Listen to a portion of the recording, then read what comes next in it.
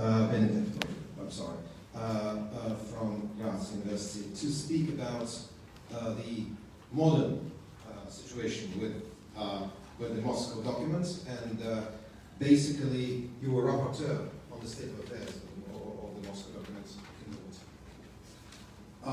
So please share your observations, and then we'll connect Andrei Kovalov, who is a true witness to history.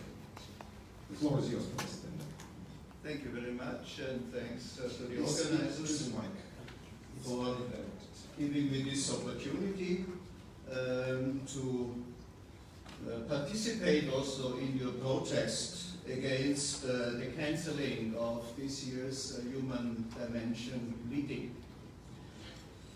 It is a great pleasure also to meet people personally again, which I know only from numerous online conversations. Also, I have to say that I would have liked also to meet people like Valentin and Aleš from Vyasna today, who unfortunately are prevented, for reasons everybody is aware of, to be with us. Recently I saw a note by Harry Hummel, according to which the Moscow Mechanism could maybe be used to compensate part of the blockage the Human Dimension implementation meeting is faced with, and the Human Dimension work in general.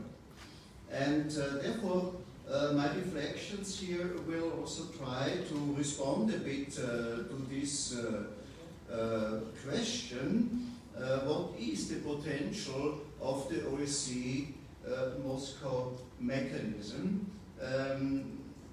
How could it be better used?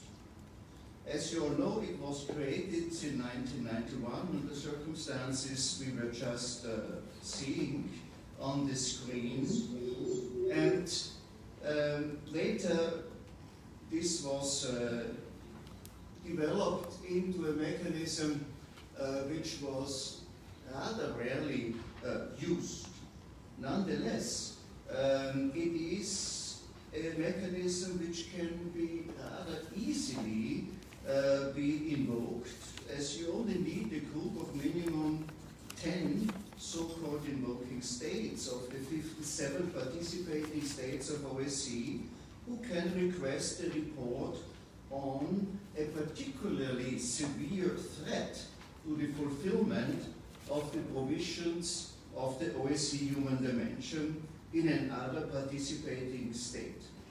There is some practice to first make use of the so-called Vienna mechanism of 1989, strengthened by the Copenhagen meeting of 1990. The Vienna mechanism contains an obligation to respond to requests for information by other participating states relating to the human dimension within 10 days, and to hold bilateral meetings on their request to examine those questions within 1 week. This has been the case before the invocation of the Moscow mechanism, for example, regarding the repression of LGBTI people in Chechnya in the Russian Federation. However, in urgent matters, as in the case of alleged major human rights violations and rigged elections in Belarus in 2020, the 17 invoking states did not apply the new mechanism. Let me use the opportunity to acknowledge also the commitment of the leading states in this group, as well as other supporters, which I found impressive. The Moscow mechanism in principle foresees the establishment of a mission of inquiry of 3 experts, which are drawn from a roster kept by OSCE all year, based on nominations from the participating states. The experts, who have to meet certain qualifications, are to be chosen from a resource list of minimum 45 experts. This rostrum is constituted by appointments from the participating states for a period of 6 years. Any participating state may make reservations against a particular nomination, in which case another appointment has to be made. The experts can only be appointed for 2 consecutive periods. If the number falls below 45, as it has happened at times, the mechanism is not anymore operational. Experts cannot be chosen for a mission if they come from any of the states which are involved in a particular case. In the case of invocation of the Moscow Mechanism in Belarus in 2020, the author of this contribution, myself, has been appointed so by 17 invoking states. And in fulfilling my mandate, I obviously benefited also from the previous mission under the Moscow Mechanism on Chechnya. In principle, the invoking states choose their expert rapporteur, after which the requested state may, within 6 days, choose a second rapporteur. And the two then have to agree on the third one as a chair from the same resource list. All those experts must not be nationals of the states involved. However, if the requested state chooses not to appoint his rapporteur within the period foreseen, the expert chosen by the invoking states becomes a single rapporteur with the mandate to draw up a report on the facts and also to produce recommendations on possible solutions to the questions raised. Consequently, the Moscow Mechanism can be qualified as a fact-finding mission, resulting in a report on the facts and recommendations to the different actors involved. The requested state is under the obligation to cooperate fully with the mission of the experts and facilitate its work. In particular, according to the rules, it has to facilitate the entry of the mission in its territory, free travel therein, and any meetings the mission wants to have with officials, NGOs, other personnel of interest, which are to be protected against any reprisals. The mission may request to be accompanied by officials of the state if it considers this necessary to facilitate its work or to guarantee its safety. However, the practice is quite different. In all contentious cases, the state under investigation has refused to cooperate and declined the respective rapporteur access to its territory or institutions and persons on its territory. Different from the two cases of self-invocation, Estonia and Moldova in the 90s, which did also not concern a particularly serious threat to the fulfillment of the provisions of the OSCE Human Dimension. In the 4 contentious cases, Turkmenistan, Belarus 1, Chechnya, and Belarus 2, the rapporteur appointed by the invoking states had to do this mission as a single expert.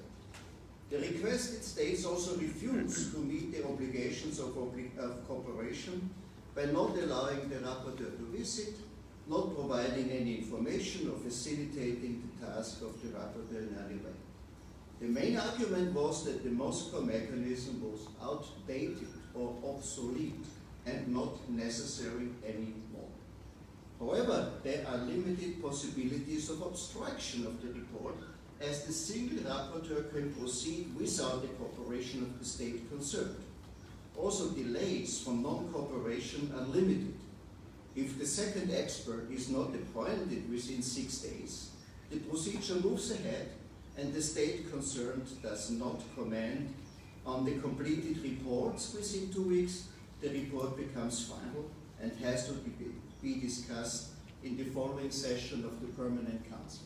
So this shows you that the Moscow Mechanism, different from other OSCE mechanisms which require consensus, cannot be stopped. Yeah? It is a mechanism which can go its way if the initiating states take that position. Now, I've been told to stop within a few minutes, which means that I will have to leave out part of my analysis, like on the role of ODIHR and other issues, which you can maybe then read in the written version, but that's up to you. Anyway, I would like to end by pointing out what are the main advantages and disadvantages of the mechanism, and also where I see a potential for improvement. The main advantages, I see that it is easy to trigger, that it is relatively fast, that it cannot be blocked, that there is a high flexibility regarding the methodology, there is no cost to the organization. It is also important to signal the human rights defenders on the ground that something is done. It can serve as a basis for an in-depth debate in the Council, but also later on in different other fora, and it has to be published on the OSCE website, so it has kind of a quasi-official status. And what is most important, it can serve as a basis for follow-up activities in the form of implementation procedures and maybe even institutions. Disadvantages I see in the short deadline for the report is 14 days only, limited resources, a lack of respect for the obligations of cooperation by the states under investigation, also some open issues like protection of witnesses, of the rapporteur himself, and that the follow-up depends fully on the initiating states, civil society, whoever takes initiative later on. It was also not so clear what happens to the data collected, how can they be used. So, and I see there is no monitoring procedure regarding the recommendations. In the case of Belarus, I've had some 88 recommendations to the state in question, first of all, but also to OECD participating states and to the international community at large. So what can be improved? How can it be strengthened? I think it would be good on the one side to strengthen the mechanism itself by providing more realistic deadlines. If you think a report of 56 pages in 14 days, that means something. Also clarifications regarding the support the rapporteur can expect, but in particular the development of a more elaborate follow-up procedure. For example, semi-annual debates with the involvement of all interested actors to be organized by the initiating states. And maybe also a more frequent use of the Moscow Mechanism in order for it to become better institutionalized. And I give you one example to close. What can be the outcome in the terms of institutionalization? One of my main recommendations on the Belarus report was to establish an accountability system in order to follow up the many witness reports I have received in a professional way and prepare them for later judicial action. And with the help of initiating states and some other supporters like the European Union and so on, it has been possible to set up this international accountability platform in Belarus, which is now exactly doing that. And there is also a mechanism started in the UN. So I think in this way there can be even some institutionalization of the follow-up to the recommendations. But in this field I see the main area of improvement. Thank you very much.